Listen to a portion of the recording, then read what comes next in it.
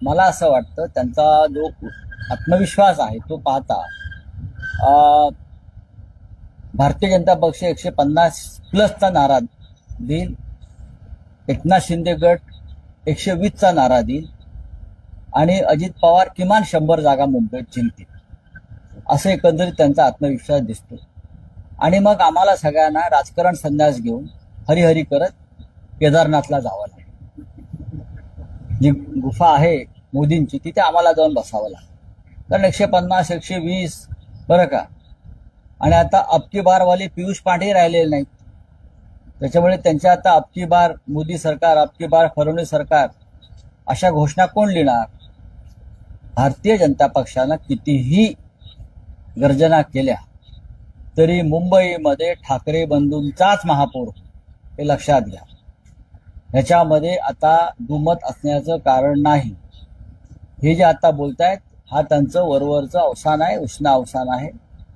मुंबईमध्ये ज्या पद्धतीचं वातावरण आहे, मुंबई ठाण्यामध्ये भाजपा आणि मिंदे गटाला पराभव स्पष्ट दिसतो. राऊत साहेब, तुम्ही परवाच्या दिवशी म्हणाला ठाण्यात 70 पार होते, तर मुंबईत तुमचं टार्गेट काय आहे?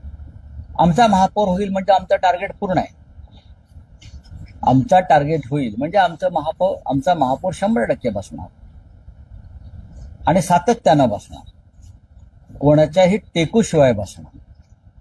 मुंबईमध्ये ठाकरे बंधू म्हणजे महाराष्ट्र नवनिर्माण सेना आणि मुख्य शिवसेना याशिवाय आमचे सर्व सहकारी पक्ष असे एकत्र येऊन आम्ही 55 ते 60% मतं घेतो. हा आकडा लिहून ठेवा.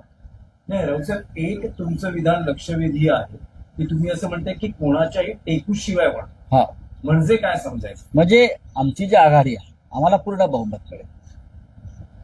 आम्हाला बहुमतासाठी जे भारतीय जनता पक्षाला करावं लागतं, तोडातोडी फोडाफोडी माणसं विकत घेणं, ते करावं लागणार नाही.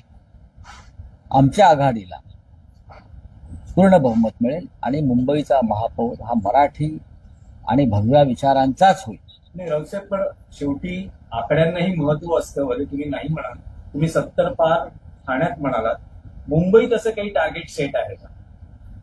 मुंबई जागा 227 पैकी किती नाही, मुंबईचा आकडा मी देणार नाही. याचं कारण असं आहे की परिस्थिती रोज बदलते आणि सकारात्मक चित्र असं निर्माण होत आहे की आम्हाला सगळ्यांना मिळून उत्तम आकडा मिळतो, एवढंच सांगतो.